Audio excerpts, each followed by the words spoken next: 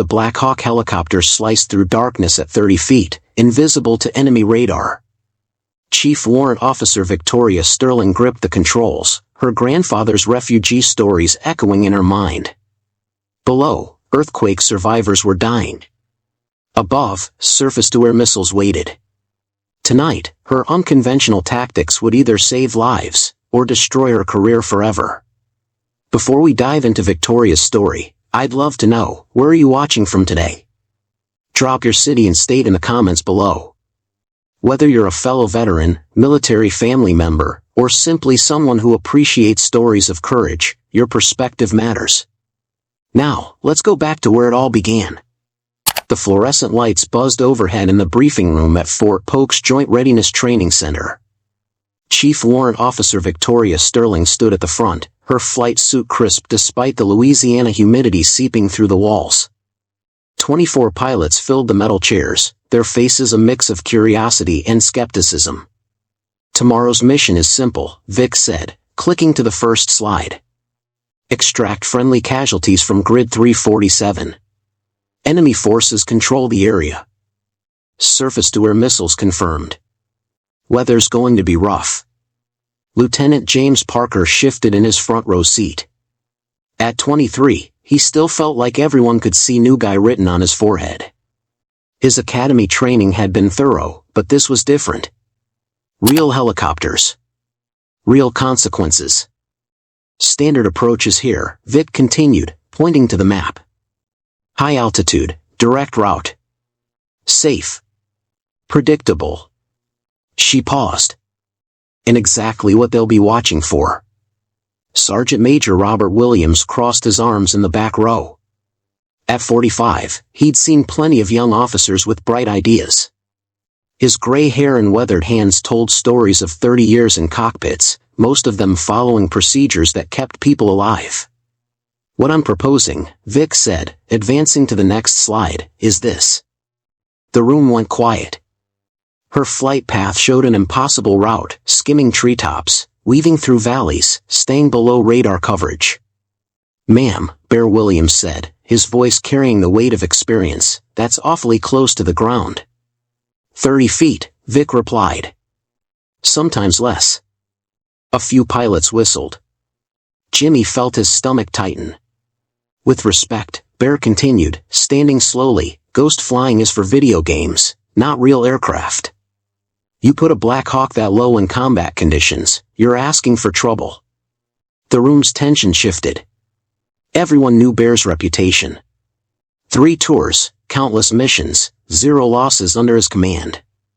When he spoke, people listened. I've studied the terrain, Vic said calmly. Practiced the routes. The enemy's radar coverage has gaps. We can use them. Gaps? Bear's voice rose slightly. You're gambling with lives based on gaps? Jimmy watched the exchange, unsure whether to speak. He'd reviewed Vic's files during his assignment briefing. Top of her class. Innovative tactics. But Bear had been flying since before Jimmy was born. The conventional approach has a 40% casualty rate in these conditions, Vic said. My method reduces that to 12%. Your method, Bear said, hasn't been tested in real combat. The words hung in the air. Vic felt the weight of every eye in the room. This wasn't just about tomorrow's training mission anymore. This was about whether she belonged here, whether her ideas had value, whether experience mattered more than innovation. You're right, she said finally. It hasn't been tested. But neither was radar when they first used it. Neither were night vision goggles. Neither were half the things that keep us alive now. Bear's jaw tightened. Those weren't developed by gambling with aircraft and crews. No, Vic replied. They were developed by people willing to try something different when the old ways weren't working. Jimmy felt the urge to support his commanding officer, but the words stuck in his throat. What did he know? He'd never seen combat. Never faced the kind of decisions these veterans made every day. I'm not asking anyone to follow me blindly, Vic continued. I'm asking you to trust the training. Trust the preparation. Trust that sometimes the best way forward isn't the way we've always done it. The room stayed silent. Bear sat down slowly, his expression unreadable. Other pilots exchanged glances. Jimmy stared at his hands, wondering what he'd gotten himself into. Questions? Vic asked. Captain Davis near the middle raised his hand. What's the backup plan if we're detected? We run, Vic said simply. Low and fast. Use the terrain. Make ourselves impossible to track. And if that doesn't work, then we fight our way out. Same as any mission. Bear shook his head but said nothing more. The briefing continued with technical details, weather reports, and communication protocols. But the real conversation had already happened. Lines had been drawn. Tomorrow would prove who was right. As the room emptied, Jimmy approached Vic's desk. Ma'am, I wanted to say. Don't, she interrupted gently. Don't feel like you have to choose sides.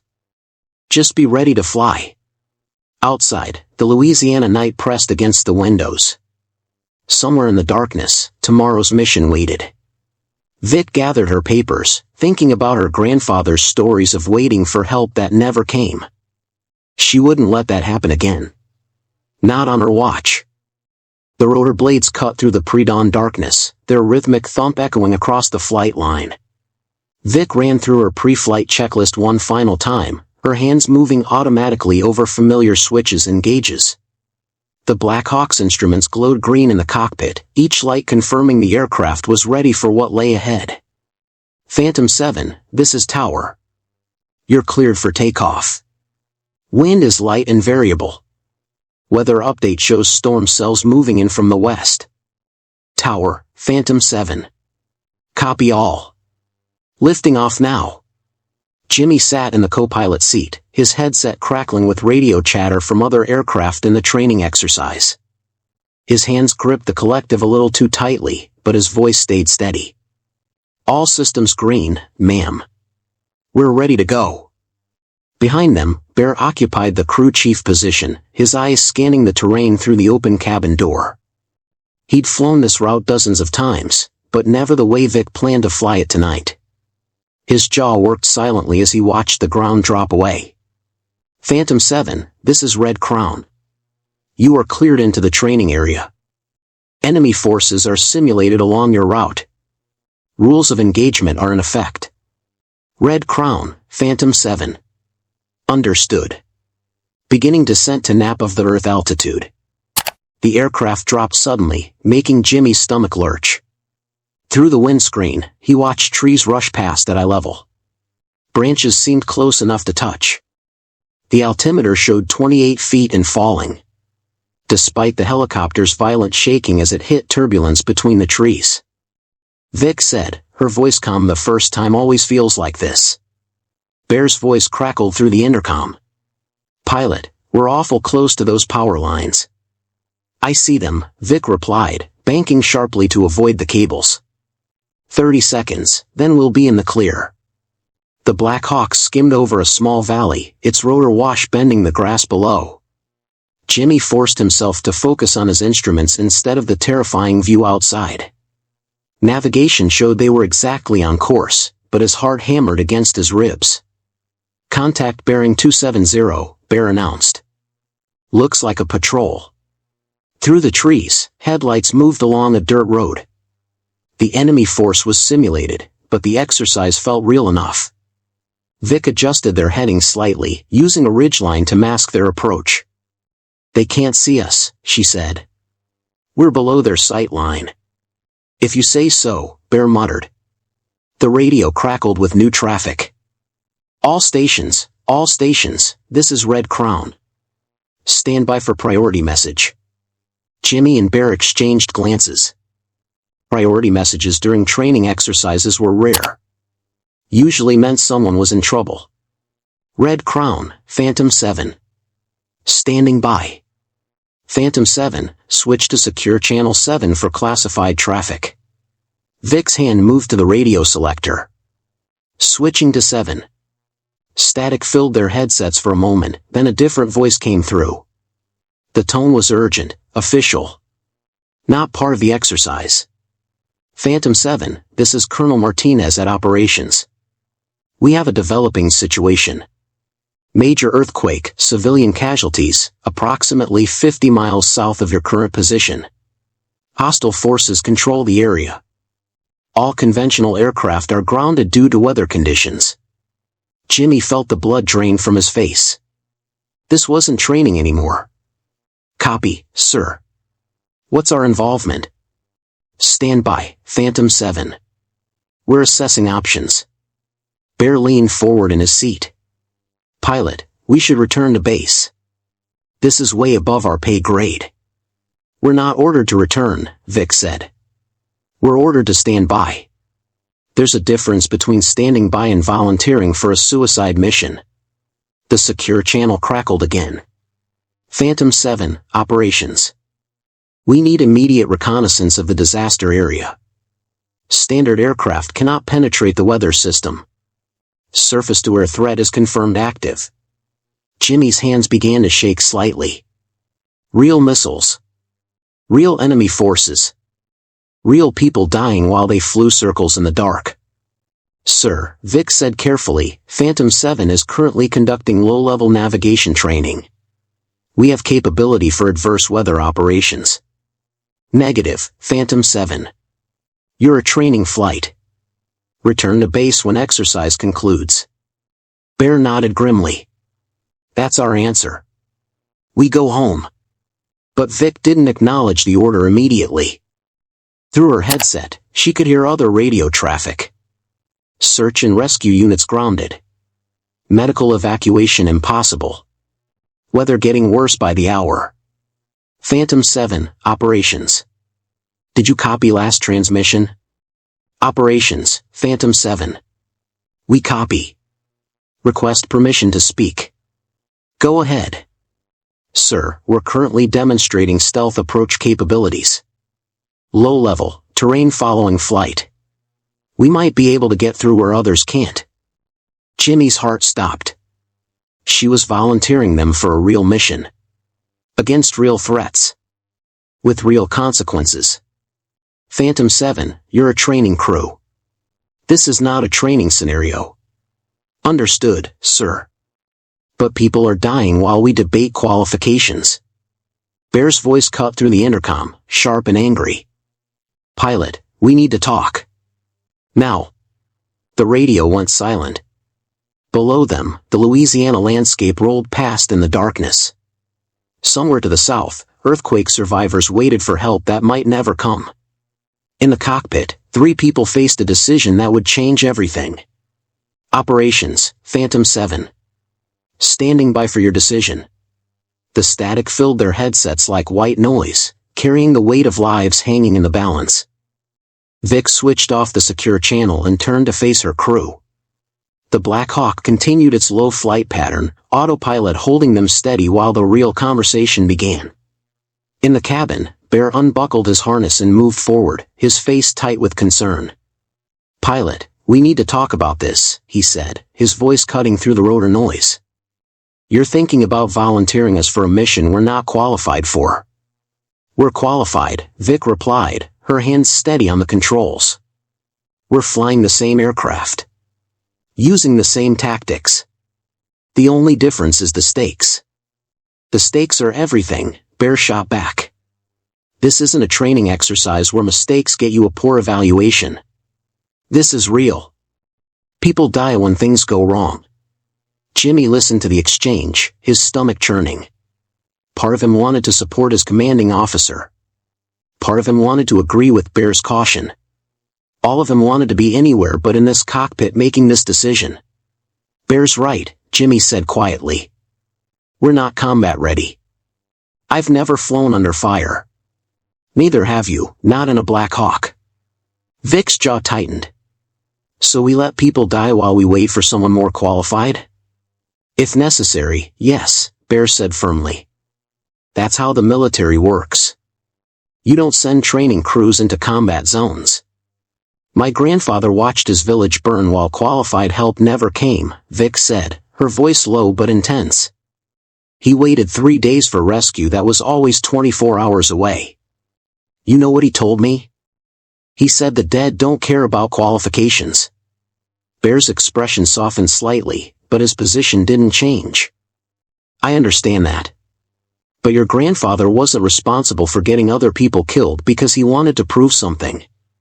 This isn't about proving something. Isn't it? Bear moved closer, his voice dropping to barely above a whisper. You think I don't know what this is about? You've been fighting for respect since you got here. Every briefing, every training flight, every time someone questions your methods.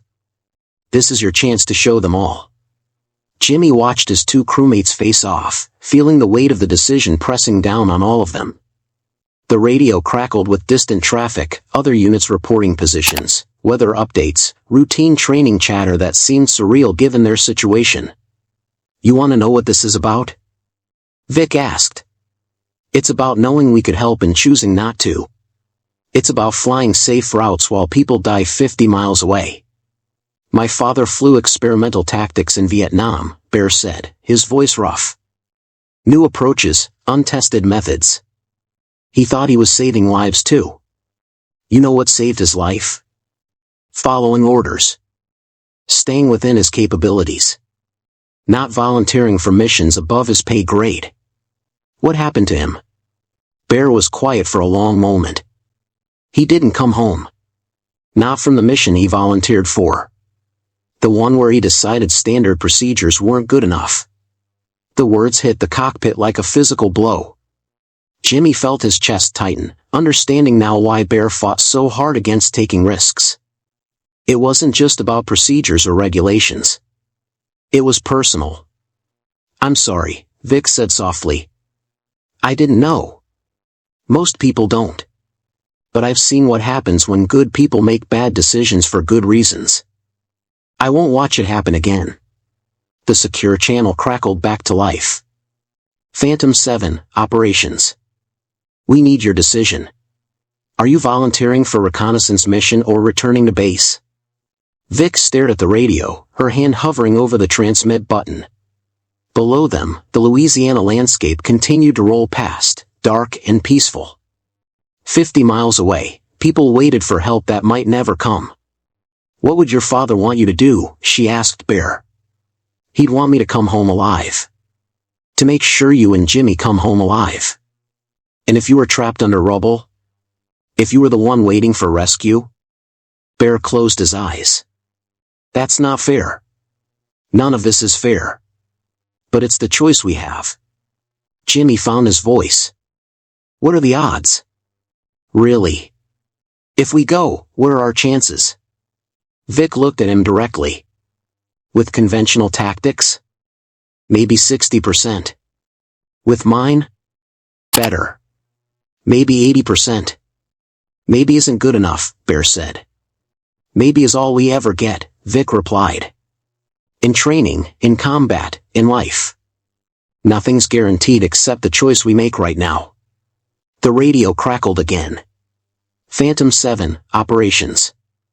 We need your answer. Vic looked at both men. I can't order you to agree with this. But I can't live with saying no when we might be the only chance those people have. Bear stared out the window for a long moment. If we do this, we do it my way for ground operations. No heroics. No unnecessary risks. Agreed. Jimmy took a deep breath. If we're doing this, let's do it right. Vic keyed the radio. Operations, Phantom 7. We volunteer for reconnaissance mission. Request immediate tactical briefing. Phantom 7, operations. Stand by for mission parameters. The static filled their headsets again, but this time it carried the weight of commitment. They'd crossed the line from training to reality. There was no going back now. The mission briefing crackled through their headsets as Phantom 7 banked southeast toward the disaster zone. Colonel Martinez's voice was crisp and urgent, outlining the tactical situation that awaited them. Phantom 7, you're entering hostile territory. Multiple surface-to-air missile sites confirmed active. Enemy radar coverage is extensive. weather conditions are deteriorating rapidly. Copy. Operations. What's the extent of the disaster? Magnitude 6.8 earthquake. Estimated 200 civilians trapped in a medical facility. Building partially collapsed. Local emergency services are overwhelmed. Jimmy checked his navigation display. 30 minutes to target area. Roger. Phantom 7, be advised. 3 previous reconnaissance attempts have been turned back due to missile threats. You're our last option before we scrub the mission. Bear adjusted his position, scanning the horizon through his night vision scope. Pilot, we're entering the weather system now. Ahead, towering thunderclouds blocked out the stars. Lightning flickered inside the storm cells, casting eerie shadows across the landscape. Vic descended further, bringing them to 15 feet above the treetops. This is insane, Jimmy muttered, watching the altimeter. We're flying into a thunderstorm at tree level. The storm's our cover, Vic explained, her voice steady despite the aircraft's violent shaking. Their radar can't penetrate the weather cells. We use the storm to mask our approach. The Black Hawk entered the storm system, immediately hit by driving rain and turbulence. Jimmy's instrument panel became a blur of flashing lights and warning indicators. The aircraft pitched and rolled as Vic fought to maintain control. Pilot, we're picking up radar emissions, Bear called out. Bearing 090. Looks like a search radar. I see it, Vic said, banking hard to the left. There's a valley system 2 miles north. We'll use the terrain to break their lock. The helicopter dropped into a narrow gorge, its rotor blades spinning barely 20 feet from the rocky walls on either side. Jimmy's hands gripped his harness as the aircraft followed the winding canyon, staying below the ridge line. Jesus, you're threading a needle, Bear said, his voice tight with concentration. It's working, Vic replied. Their radar can't track us through solid rock. The gorge opened into a wider valley, and Vic immediately dropped to ground level, skimming across a dark river. The water's surface rippled from their rotor wash, creating a silvery trail in their wake. Contact ahead, Bear announced suddenly. Looks like a patrol boat. Through the rain-streaked windscreen, Jimmy saw a small vessel with a searchlight sweeping the water. The light beam moved systematically, searching for exactly what they were doing. They're looking for low-level infiltration, Vic said. Hold on. She pulled the aircraft into a hover just above the water's surface, using a concrete bridge as cover. The patrol boat passed directly underneath them, its searchlight probing the darkness 50 feet away. How are they not seeing us? Jimmy whispered. We're in their radar shadow, Vic explained quietly. The bridge structure is masking our signature. To their instruments, we don't exist. The patrol boat continued downriver, its engine noise fading into the storm. Vic waited 30 seconds, then lifted off, following the river's path toward the disaster zone. Pilot, you're picking up multiple contacts, Bear reported. Air defense sites are going active. They know something's in the area. Let them look, Vic said. We're ghosts. She banked the aircraft toward a series of low hills, using the ridgelines to break up their radar signature. The Black Hawk wove between the peaks, sometimes flying through gaps barely wider than the rotor disc. This is impossible, Jimmy said, watching the terrain rush past. No one flies like this. My grandfather used to tell me stories about smugglers in the old country, Vic said, her voice calm despite the chaos around them. They'd move through mountain passes at night, staying invisible to border guards. Same principle, different technology. A new voice crackled through the radio. Unknown aircraft, this is Border Control Station 7. You are in restricted airspace. Identify yourself immediately. Bear looked at Vic. They're fishing. They can't see us, but they know we're here. Phantom 7, this is operations. Do not respond to that transmission. Maintain radio silence. Vic keyed her intercom. Copy. Going dark. The aircraft climbed suddenly, using a cloud bank for cover. Inside the gray mist, visibility dropped to 0. Jimmy watched his instruments, trusting the navigation system to keep them clear of the mountain peaks. "Pilot, we're getting painted," Bear said urgently. "Multiple radar systems trying to lock on." "They're tracking our general area," Vic replied. "But they can't get a solid fix. The weather's scrambling their returns." The Black Hawk broke through the cloud layer, emerging into clearer air. Ahead, the glow of emergency lights marked the disaster zone. Smoke rose from several buildings, and the twisted wreckage of the medical facility was visible even from their altitude. "My God," Jimmy whispered. "Look at the destruction." Below them, rescue workers moved through the rubble with flashlights. Vehicles clustered around the collapsed building, their headlights creating pools of harsh white light in the darkness. "There," Bear pointed. "Southeast corner of the main building. I can see people trapped in the lower level." Vic circled the area, staying low and using the smoke for concealment. "Count 15, maybe 20 survivors. They're waving at us." "Pilot, be advised," Bear said, his voice suddenly tense. "I'm seeing movement in the surrounding buildings. Armed personnel. This isn't just a rescue zone." Jimmy peered through the rain-streaked glass. Dark figures moved between the structures, and the glint of weapons was visible in the emergency lighting. "They're using the disaster as cover," Vic realized. The enemies moved in during the confusion. "Operations, Phantom 7. We have visual on survivors and hostile forces. Request permission to begin extraction." The radio crackled with static before the response came. "Phantom 7, operations. You are cleared for rescue operations.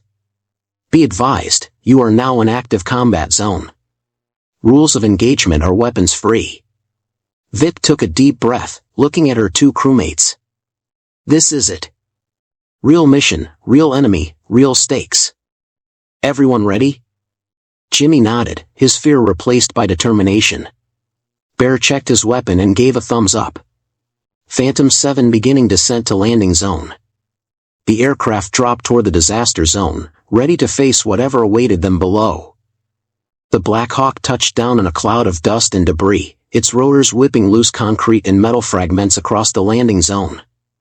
Vic kept the engines running, ready for immediate takeoff.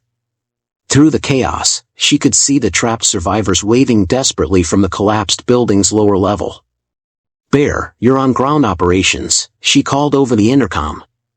"Jimmy, coordinate with the survivors. I'll maintain overwatch." Bear unbuckled his harness and moved toward the cabin door, his rifle ready. "Copy that. How long can we stay on the ground?" 3 minutes, maybe 4. Any longer and we'll have company." The crew chief dropped to the rubble-strewn ground, his boots crunching on broken glass. Around them, the disaster zone stretched in all directions. Overturned vehicles, collapsed walls, and the acrid smell of smoke filled the air. "Survivors, this is U.S. military," Bear shouted toward the trapped civilians. "We're here to get you out." "How many are injured?" A voice called back from the wreckage. 5 seriously hurt. We can't move them without help." Jimmy grabbed the medical kit and followed Bear into the destruction. His academy training had covered disaster response, but seeing it firsthand was different. An elderly woman sat against a concrete slab, her leg clearly broken. A young man held a blood-soaked cloth to his head. "Sir, we need to move fast," Jimmy said, kneeling beside the woman. "Can you walk?" "I don't think so," she replied, her voice shaky but determined. "But don't worry about me. Get the children first." Jimmy looked around and saw 3 kids huddled together, scared but apparently uninjured. "Bear, I've got the kids. You take the woman." "Roger that."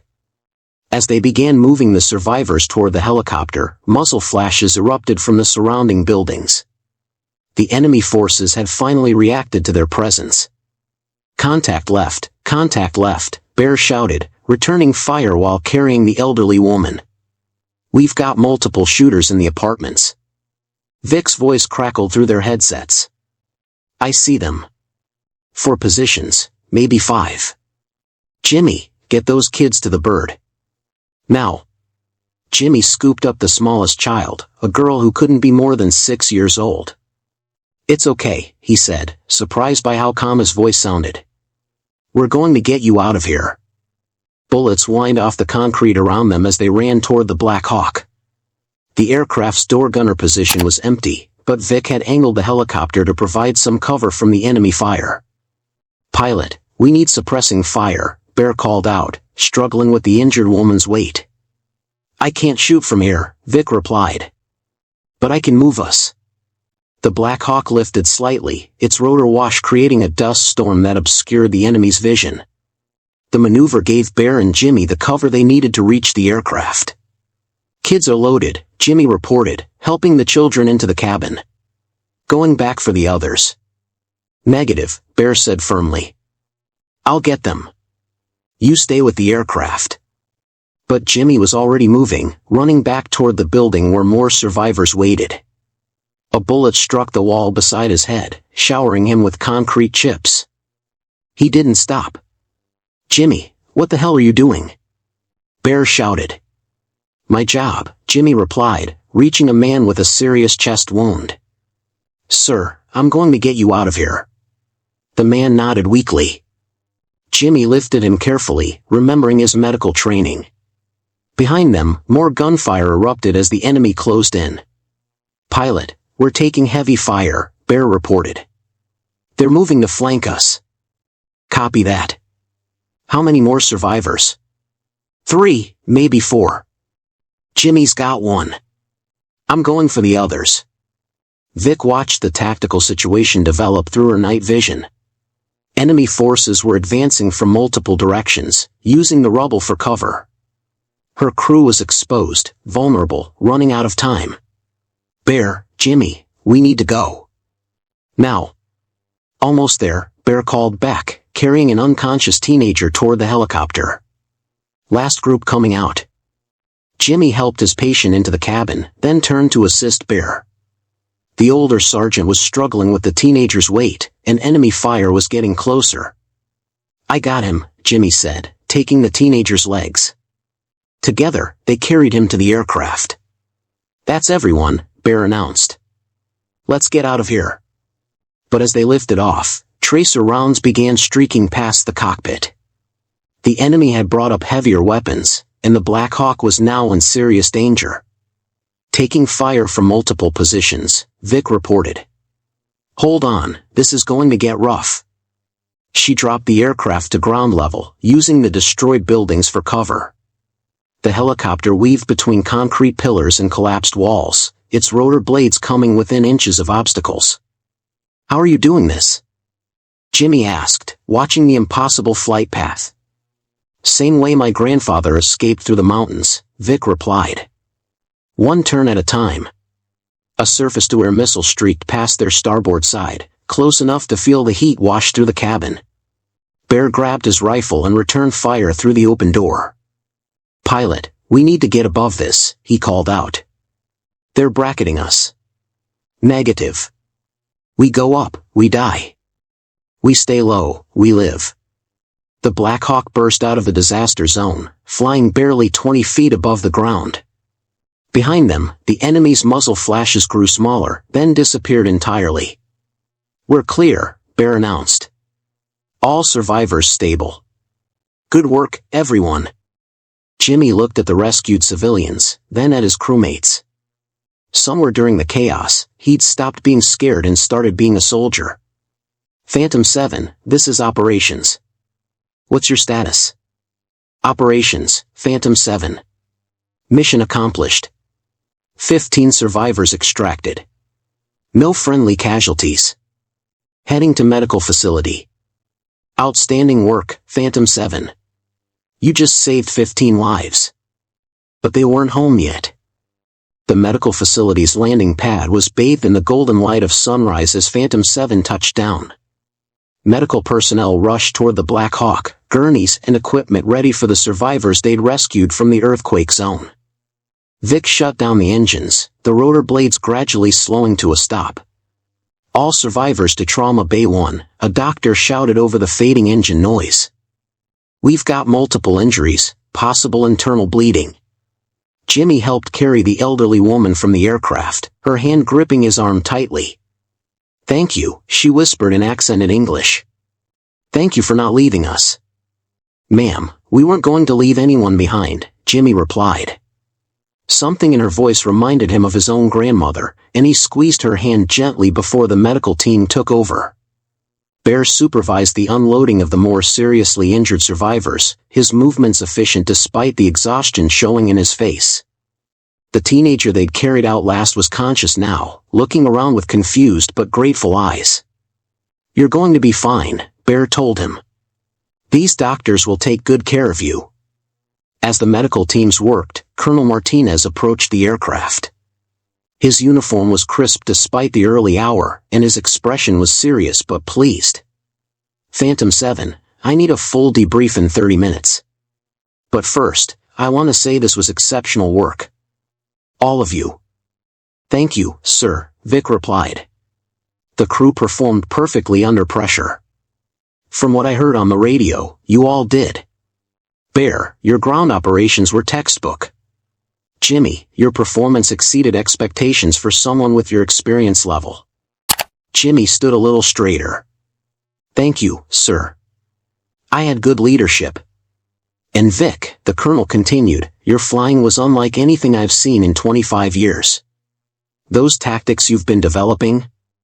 We need to talk about incorporating them into standard training." Bear stepped forward. "Sir, if I may. Chief Sterling's methods saved lives tonight. Mine and everyone else's. I was wrong to doubt them." The colonel nodded. "That's what I like to hear. Debrief in 30 minutes. Get some coffee, get cleaned up, and we'll talk through what happened." As he walked away, the 3 crew members stood beside their aircraft, watching the sunrise paint the sky in shades of orange and pink. The night's mission felt like a dream, but the rescued survivors being wheeled into the hospital made it real. "Jimmy," Bear said quietly, "you did good work tonight. Really good work." "Thank you, Sergeant Major. I learned a lot." "We all did," Vic added. "But you stepped up when it mattered. That's what counts." Jimmy looked at his boots, then back at his crewmates. "I was scared the whole time. Even when I was running back for that last survivor, I was terrified." "Being scared doesn't make you a coward," Bear said. "It makes you human. Courage isn't about not being afraid. It's about doing what needs to be done despite the fear." "My grandfather used to say the same thing," Vic said. "He told me that brave people aren't the ones who don't feel fear. They're the ones who feel it and act anyway." An ambulance pulled up to the emergency entrance, its lights flashing. Through the glass doors, they could see the survivors being treated, families being notified, lives being saved because of their mission. "Think any of them will remember us?" Jimmy asked. "They don't need to," Bear replied. "That's not why we do this." "No," Vic agreed. "But they'll remember that someone came for them. That they weren't forgotten." The elderly woman appeared at the hospital's entrance, now in a wheelchair but alert and smiling. She waved at them through the glass, and all 3 crew members waved back. "She reminded me of my grandmother," Jimmy said. "Mine too," Vic replied. "Maybe that's why we do this. For the grandmothers and grandfathers who need help.